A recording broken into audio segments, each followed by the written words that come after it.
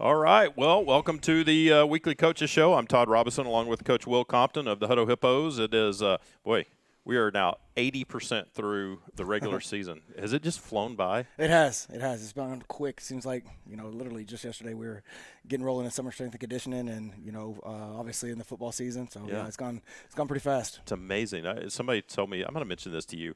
I was at a little thing a couple of weeks ago, and I heard a guy say, he said, the days go slow, but the years go fast. Mm-hmm. Of course, having kids that have grown and are out of the house and all that now, I really can relate to that and understand.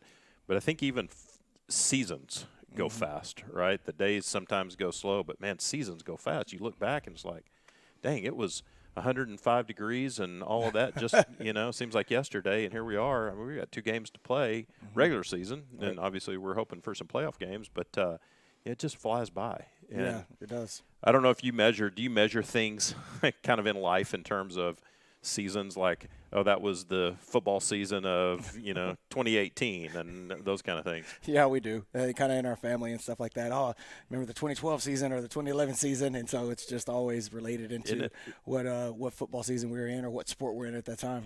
Don't you wonder when at whatever point, that you retire or you're not coaching anymore, what's going to be your point of reference at that point, Oh, I don't know. I hadn't thought about that. We actually had the retirement talk the other day. Me and a couple coaches were just sitting around. I was like, I can't retire. I don't know what I'd do. I don't know. My dad retired, and then he had 3 jobs, and then he's actually back working in the school district. And so, I'm too big of a busybody to, just sitting down and everything else. And then I love being outside and things like that. So I don't know. I couldn't take an office job. You might be one of those that retires and then comes unretires, like Coach Van that will play next week, right? Who's retired 2 different times and come back and coach. I think y'all just have it in your blood, and I think once you get away from it, you just miss the Friday nights and probably more than the Friday nights. So you just miss that camaraderie with kids and coaches. And that's what my dad said whenever he retired. He said the thing that he missed the most, he obviously did not miss the classroom, right? Is that he missed the coach's office. Just a group of guys that are he had been around and go in there and hang out and drink coffee with and talk about life and everything else. I'm sure you could make a list of the top 5 things you wouldn't miss, and I'm sure those would be things like the coaches from the stands, the parents who get upset because their kid doesn't get to play enough, all of those kind of things. But then the list of the things that you would miss obviously would probably override that. But you got a ways to go. You're not ready to retire yet. No, I'm good. Not even close. Well, Hippos had a big win Friday night. Of course, we talked last week that every game from this point forward, and of course going into last week we had 3 games left, and every game was basically a playoff game because you have to win every single one of them to get the playoffs, and you can't win you got to win the first one to have the second one matter, and you got to win the second one to have the third one matter, and of course this week is the second one. But a big one Friday night, and I think going into that game everybody felt like, all right, this is a game that's we've played well even in losses against Harker Heights and Temple, and I know, we've talked about how, coaches don't believe in moral victories and all of that. But at the same time, I think there were some real positives that we took from those losses to a couple of really good teams. And I think we saw when we came out Friday against Copper's Cove the results of just getting better by playing better teams. And, really, team played really well Friday night. I thought they did. We made some changes going into that Temple game, switched up our defense a little bit. Was still able to do kind of what we started with, but kind of went to more of a 4 down, and that's really helped. I mean, that's changed our defense so much and being able to stop the run, and so that's probably the biggest change coming out of the Temple game that we've had, and it carried over to the Copper Cove game. And I mean, defense did a lights out job. I mean, the scores kind of not really indicative of what actually went on in that game. So, it was just overall great performance by everybody once the offense got rolling, really got after it. Yeah, and that was kind of interesting, too. The offense has been so fast starting every game, except Temple, a little slow against Temple and then turned it on in the second half. I think a little bit of a surprise Friday night against Copper's Cove at the slow start. Of course, they came out and kind of caught us off guard with that onside kick, a great onside kick. I mean, that kid, and he did another one later on, and that kid knows how to make that ball hop just in the right spot. But they pulled the onside kick, got the ball, Defense kind of stiffened, held them to a field goal, so it didn't hurt you too bad. But offense went a couple of or 3 series without really being able to get much traction going, which was a little bit surprising. Seemed like timing was just off a little bit before they kind of really got it rolling in the second quarter. Yeah, it was just kind of one of those things where, we were kind of filling them out and, trying to figure out, they did a couple little different things here and there that, we weren't expecting. And to be completely honest, they played their defense played better than we've seen on film. They fit things a lot better. The secondary tackled really well in open spaces, and so they came out and they played very well. And then come first part of the second quarter, and I think we put up 28 in the second quarter. Did. And that was kind of the big. Once we got rolling, then we knew what we needed to do. Seemed like, and maybe this was something that y'all hadn't seen on film, but they were really bringing pressure. It seemed like they were really bringing a lot of pressure on Will, and maybe that was their thing, as they were going to just go all out, sell out, trying to bring pressure. And and Ryan and I said it during the game. We're like, we'll figure this out. Will's going to figure this out, and he's going to start picking them apart. And sure enough, he did. Mm-hmm. And like you said, went up 28-3 at halftime. I think one of the big things was we had scored with about a minute and a half left. And we thought 21-3, they might try to, because they were going into the wind at that point. We thought they might try to just, go into halftime only down 21-3, knowing they were going to get the ball to start the second half. And they threw the pass and jumped in front of it and had a pick six, and that was huge. That was huge. That was real big. Matthew Madrona did a great job of getting in front of that, and then they had an unsportsmanlike on that as well, which put us, another 15. I think we kicked it onside and right after that, and so it was, it was a big momentum shift right there, which obviously helped us steal one possession that we missed earlier in the first half. Yeah. What was it? What do you think when a team starts slow like we did offensively? Of course, the defense was playing just fantastic, held them to that field goal, and then they weren't doing anything offensively. What is it from coaches' eyes and even from players that all of a sudden things start clicking? Is it just you start figuring out what their scheme is? Yeah, that's part of it. You're figuring out, their adjustments of what they were going to do defensively, as an offensive guy. How are they playing their defensive line different? What are they doing different with their linebackers? And, and then in that first quarter, we had a couple, false start penalties that kind of, anytime you get those type of things, it just kind of sets you back just a little bit. And, but I think once we figured out exactly how they were trying to play it, and, we were able to, we always talk about gap remove people, especially in our run game, and being able to, get 2 guys in the same gap. If we're able to do that, then we're going to have a crease and be able to set up for some big plays. And then once we, really zeroed in on where they were coming from, and then we were able to do that. Because, we come out that first series and we run an outside zone, and their defensive tackle went all the way into A gap, who was supposed to be a C gap player. And so I'm like, oh man. So then we, run a play that's going to now work for that, and he runs up the field. And so it was just kind of one of those guessing game, chess matches in the first quarter. And then once we really got locked in on, hey, they're doing this to this, they're doing this to this, they're doing this to this. And, Coach Leonard does a great job, as well as the rest of the coaches, as far as communicating. And me and him talk a lot, in between series and things like that, and just dialed it in on what we needed to go at. And so once that happened, then we knew that the offense would really start clicking. How much conversation happens during a game, especially in like a first half, right? And you're wanting to kind of make some adjustments and you see some things, but it might not be a whole lot of time to do that during the game. How much happens then versus you go in at halftime and you say, okay, you can actually start drawing it out and kind of saying, here's what they're doing, let's do this or that. Or more changes happen at halftime than they do like during a quarter? Not really. We have our offensive line coach takes a whiteboard down there, and so he's drawing up their fronts. What did we see that series? What are they doing? Where are they lined up at? And then from there, even after the first series, we're starting to make corrections and things like that. Hey, did you see that they're leaving number 3 open in trips? Yeah. So, okay. So then now we're going into our wheel bank of, what gets the ball to that guy right there. All right, they're rocking back with which means their Mike linebackers coming back and they're chasing their defensive end. Okay, what do we do there? Well, we just have the tackle lock him, and they'll end up with 2 in the C gap, and we'll be able to hit the zone, which we started doing kind of as the game went on with the JJ. And so it's just kind of one of those things where, the moment we get off the field on that first one, we got to start making corrections and things like that, because we can't wait a whole half to go into the locker room and then really make a big change. So we got to start making those little changes kind of as we're going through. And then really halftime's really kind of thinking about, all right, we were successful with this. What are they going to do to try to counter that? And trying to figure out that chess match. And so the counter to their counter. Yeah, the counter to their counter, and then figuring out, where do we need to keep on attacking, or do we just need to go back and, hey, this play was good, this play was good, this play was good. Let's see if it's, hits for us again in the second half. I think folks a lot of times they see teams practicing during the week, excuse me, out on the field.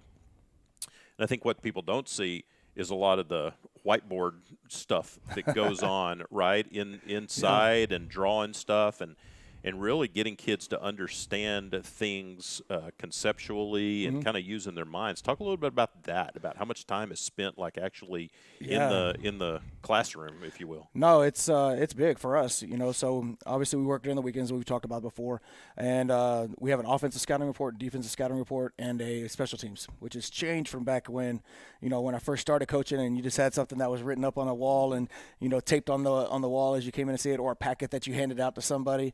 Now it's gone everything digital. Everything's on our Hutto, where we record all of our games and films and stuff like that. And so we're able to get, all right, hey, here's how they lined up to trips. Okay, and then we're able to follow it up with a couple clips. Here's how they lined up to doubles. Here's how they lined up to two-back. Same thing on the defensive side. They're able to say, okay, here's their top 3 run plays, and then we can get some video clips that follow that up. Here's their top 3 pass plays, and they're able to follow video up with that. And so, coaches, that's majority of Sunday is getting that all together. And then Coach Gaylor with the special teams. They like to sky right. They like to kick it deep. They like to do this. This guy doesn't trail. Just all those little details, and then putting it in there for the kids, and then we still draw stuff up on the board, the whiteboard, because we have one in our hallway that has maybe the special team stuff on it or something like that they got to go see. And so there's a lot into it. We come in early on Monday morning, and that's the first 30 minutes for the varsity guys is that they're in, film room, and Monday, Tuesday, Wednesday, they're in 30 minutes of film, going over either previous day's practice or watching game film from the previous weeks, and then with that scouting report as well. Do you guys during the week, as you're putting in the game plan and you're talking about the other team's tendencies, whatnot, do you have like quizzes, tests? Do you have ways that you kind of really gauge if they're grasping what it is you're doing? I have before. We're not doing it currently. It's more just kind of check for understanding as we're out there. Just asking guys, hey, when they do this, what are you thinking? And that part I've done quizzes, especially with the offensive line, kind of draw it up and make them draw their blocking schemes and things like that. But it seems like our guys are, got a pretty good grasp of what we're doing. And we're getting, a lot of it corrected on film.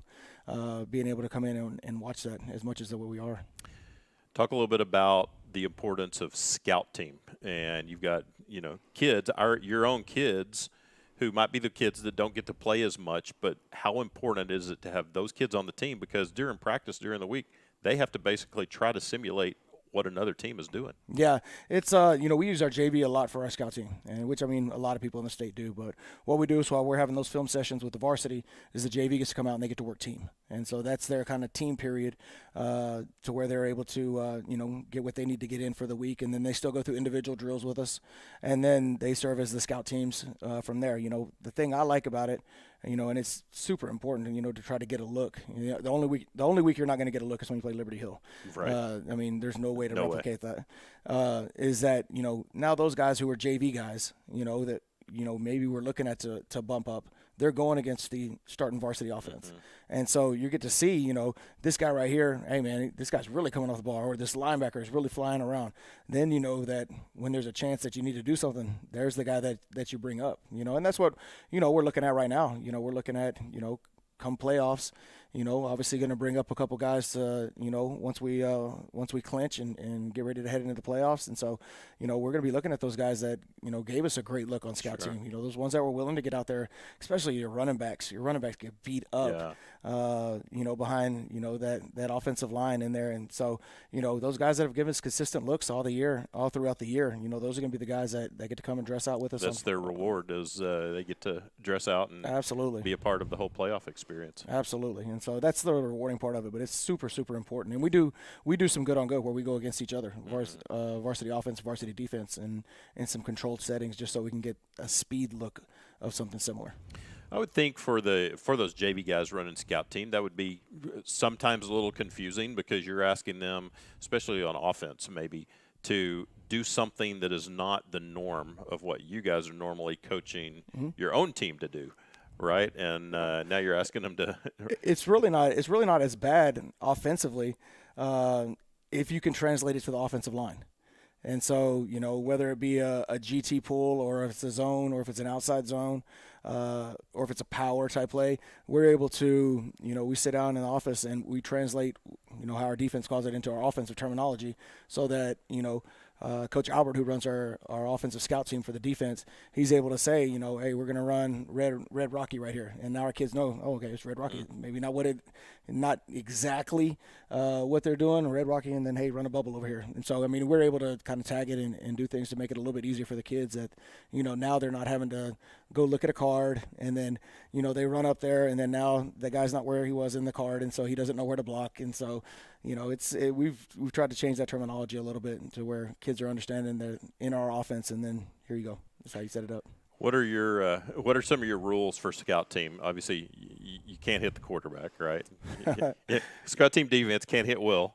No, stay off the quarterback. That's the one. Is that the one and only? That's about the only thing. Yeah. And then we're really pretty quick whistle with everything. Yeah. We try not to.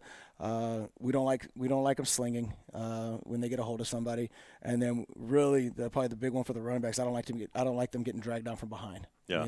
Where they've taken off, they've broken through the line, and they're already starting to slow down, to get ready for the next play, and then here comes a kid tugging on the back of his jersey. That's just, injuries are waiting to happen right there. Yeah. And so now defensive for the offensive scout team, they're pretty much full tilt, as far as what they have to do, and try to keep him off the quarterback as much as we can, but he gets around and he scrambles, and so I like him. Well, they're trying to defend themselves too. They're playing against the first string. You're playing against Brody and some of those guys. It's like you better go full out, or you're gonna. It's fight or flight right there. Exactly. Yeah, I think it's one of those that those guys are unsung heroes. People talk about guys that don't get to play much or whatever, and there's always going to be that. Mm-hmm. But the importance of guys like that on the team and what they contribute during the week, and maybe they don't contribute as much on a Friday night, but their contribution to the overall success of the team is invaluable. For sure. That's what, we talked about that, I guess, 2 weeks ago, is that everybody on the team has a role. Mm-hmm. Whether your role is to play 75 snaps or whether your role is to be that positive, encouraging guy on the sidelines. You have a role, and then you kind of buy your time until your opportunity comes. We were able to get some kids, in the game at the back end of this one. And so, it's you try to reward them, but you try to make sure that you secure the game first in that. And so, they just they grind it out, but they're as much part of the team and they're great teammates. And, I got a lot of respect for those guys that stick it out and do that, do those type of things, and that's, it's a life lesson, in that maybe you're not getting the instant gratification that you want, but that delayed gratification of knowing that you can make it through and you didn't quit and you stayed with the team. And, that's going to carry with you, when you become, a father and a husband and college and all those type of things. Yeah. And a lot of times you're not thinking about that as a 16-year-old kid. No, you're just thinking about, coach didn't put me in the game in the fourth quarter. And so, but one of my favorite kids, he's actually a coach over in Cameron Yo. He was our JV backup quarterback and then a backup quarterback for us on varsity. Never got in the game. Is actually a coach now. Went to Baylor. Became a filmer for the football team.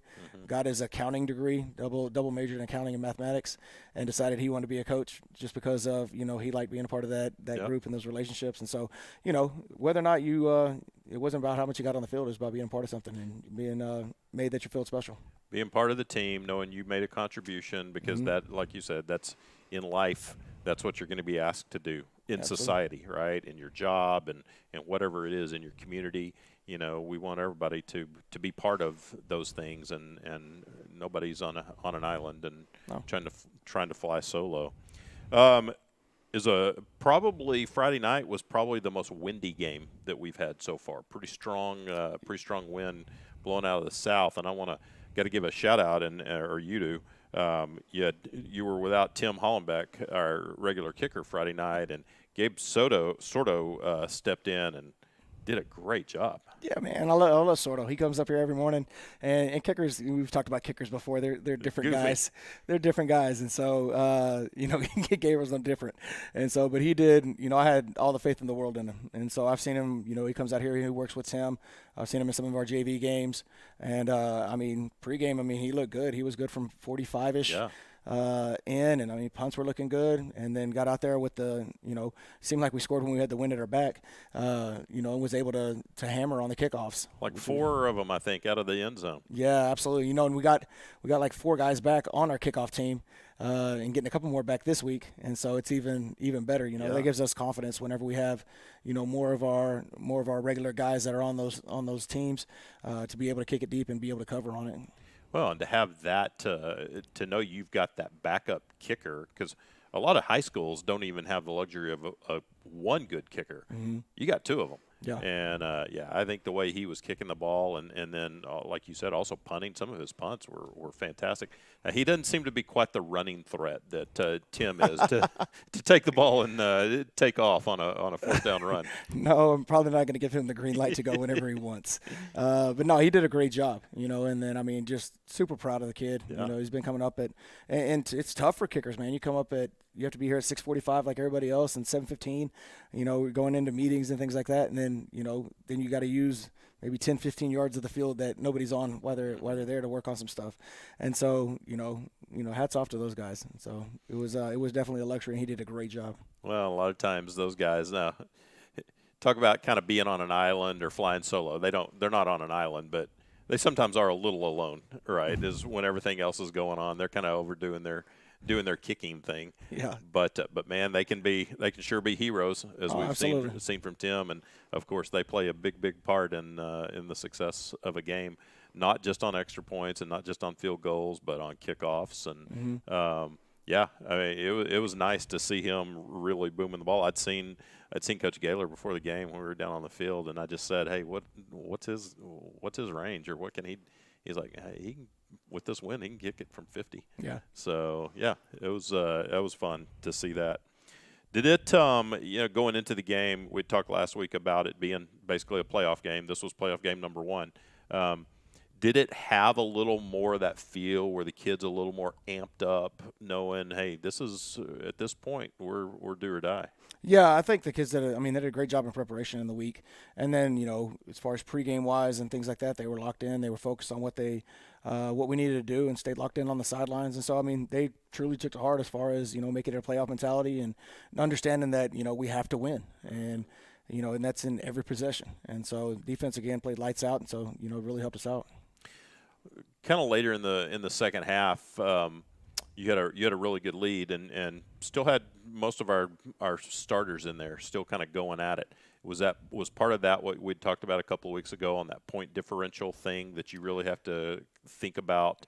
Sometimes while some people would say, hey, you need to back off and not keep scoring because of the tiebreaker rule of point differential, you kind of got to keep putting some points on the board. Right? Yeah, for me it was about getting 3 good quarters in, and so I wanted to, it was 42-3. It was kind of right there at the back end, and back into the third quarter, like 3 minutes left in the third quarter, and I told our guys, I was like, I want the starters out there till the 4th. Yeah. I was like, we got to get, because yes, we're playing Copper Scope, but we're also trying to prepare for Brian. We're trying to prepare for Weiss. We're trying to prepare when we get to playoffs. Right. And so, it's just live reps for us, getting better at what we do, and in our coverages and our defense, and all of it. And so, the point differential kind of stops at 15. Okay. And so, I wasn't really concerned about that as much. It was just about us getting quality reps, and then knowing that we're still going to have the fourth quarter where we're going to be able to roll some of these guys in.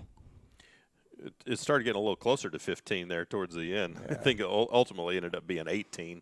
But how hard is that, I guess, when your starters they've done what they did, 42-3, right? You've really buried them at that point, and you're getting some guys some backup reps, and the other team is getting some points that you kind of know. Okay, if we had the guys out there that probably wouldn't be. Is that hard to watch that happen and not want to put those guys back, the starters back out? Yeah, it is.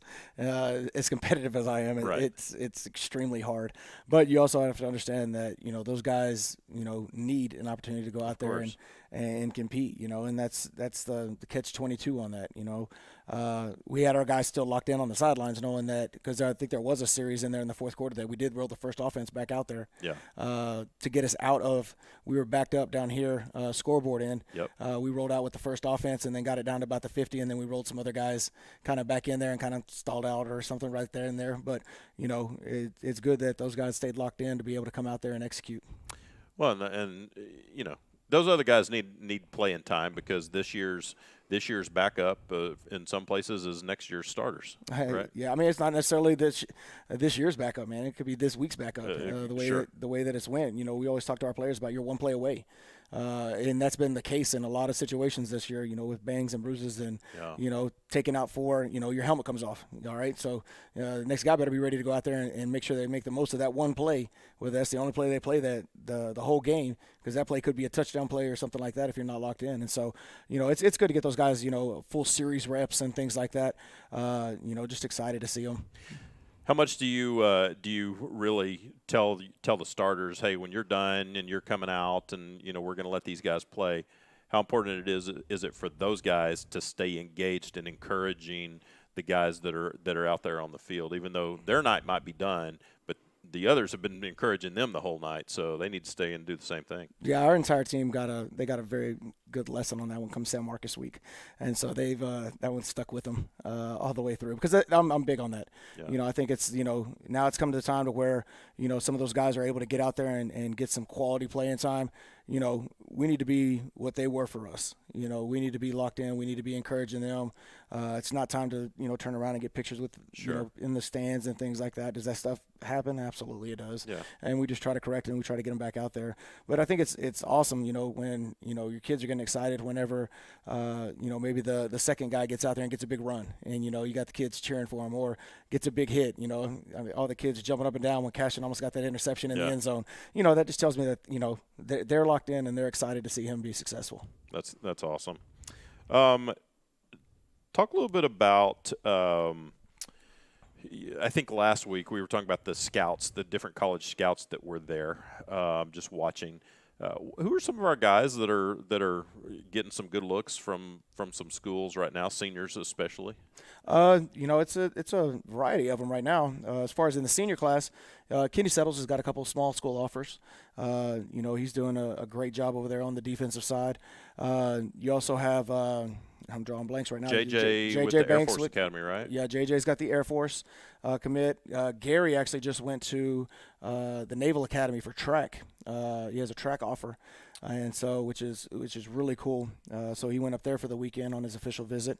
Brody Bueno's dad told me Friday night that Naval Academy has contacted him too. Yes, the Navy's reached out to him. And he got an offer for University of Texas Permian Basin. Right.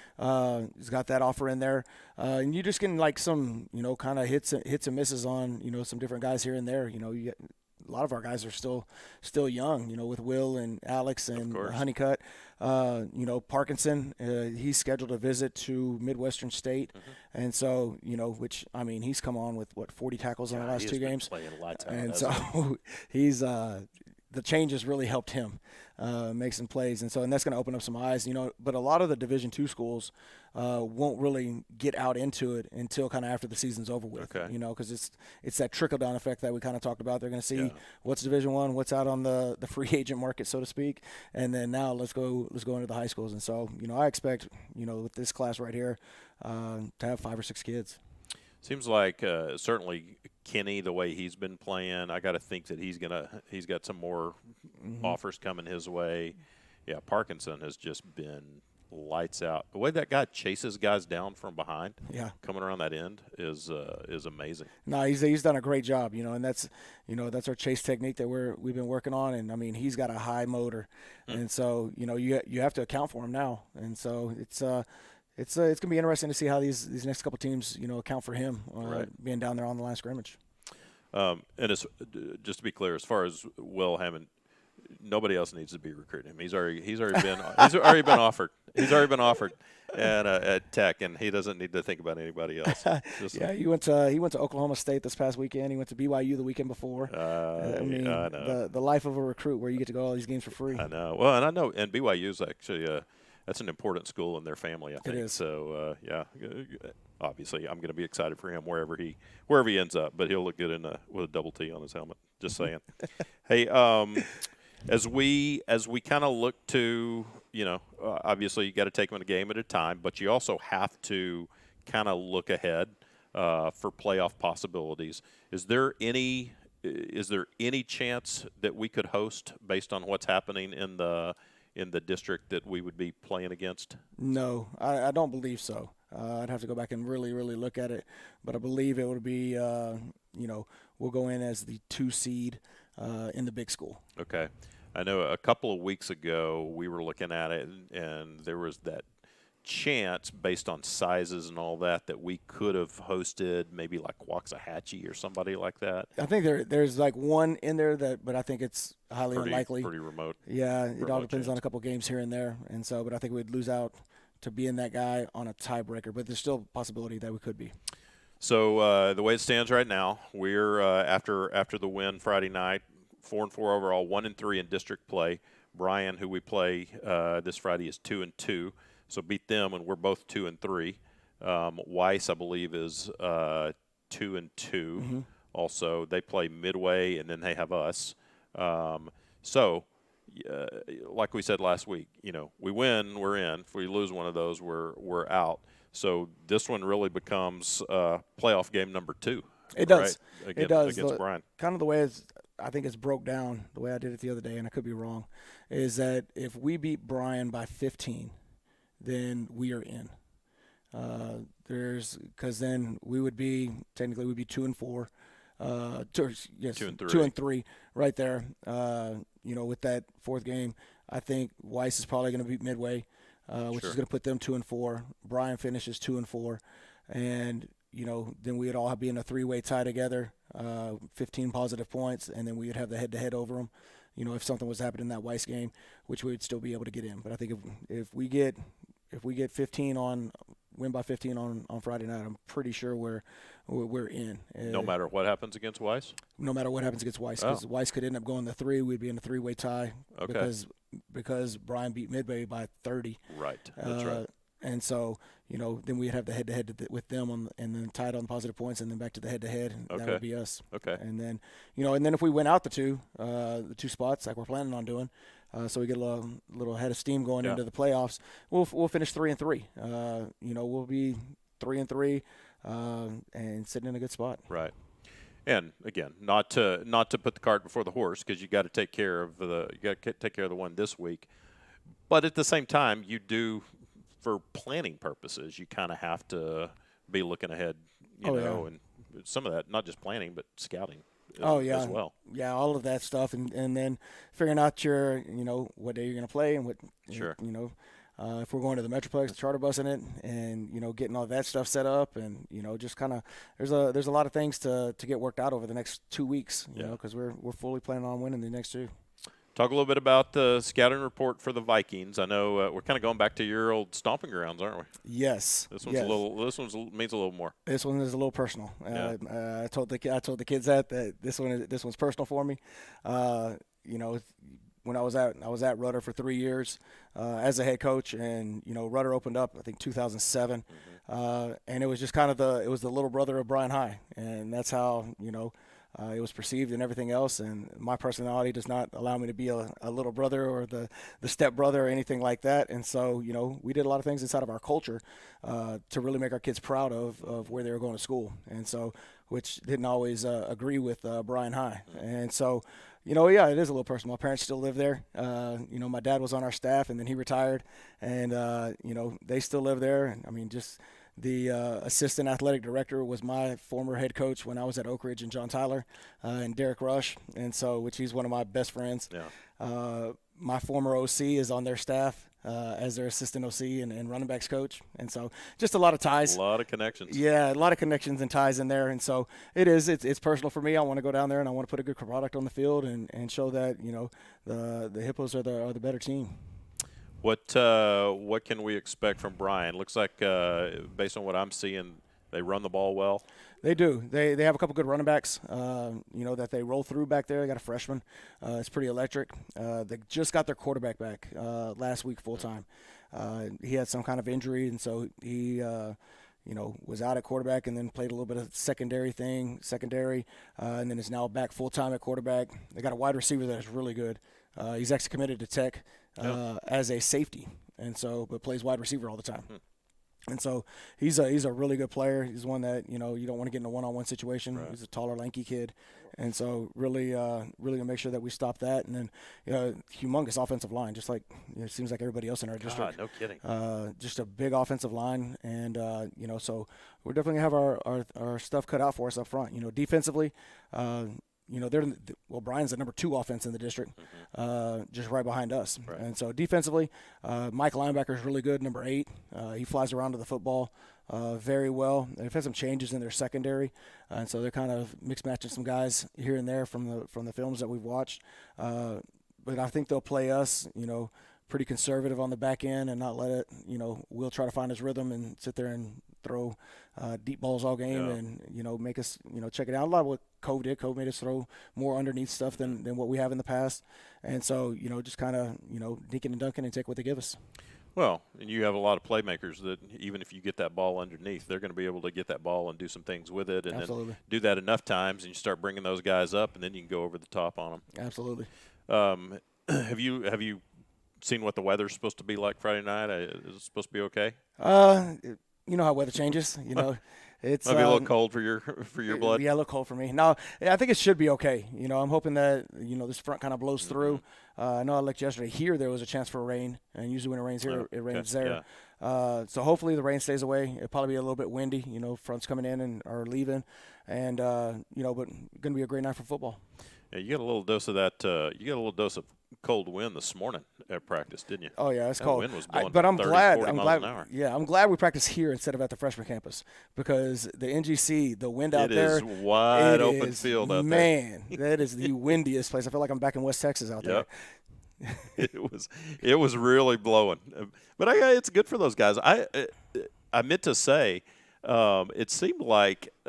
That wind the other night was really affecting. Last Friday night was affecting some passes too. Yeah, I mean it was a good hard wind. We threw one to Alex, I think, going into the scoreboard where we had that tailwind and it pushed it about an extra 5 yards, a little bit out there. So, which today we got a good dose of throwing into hurricane winds. Yes, no kidding. So it was a good practice overall. Well, you gotta prepare for all situations, right? It's, Absolutely.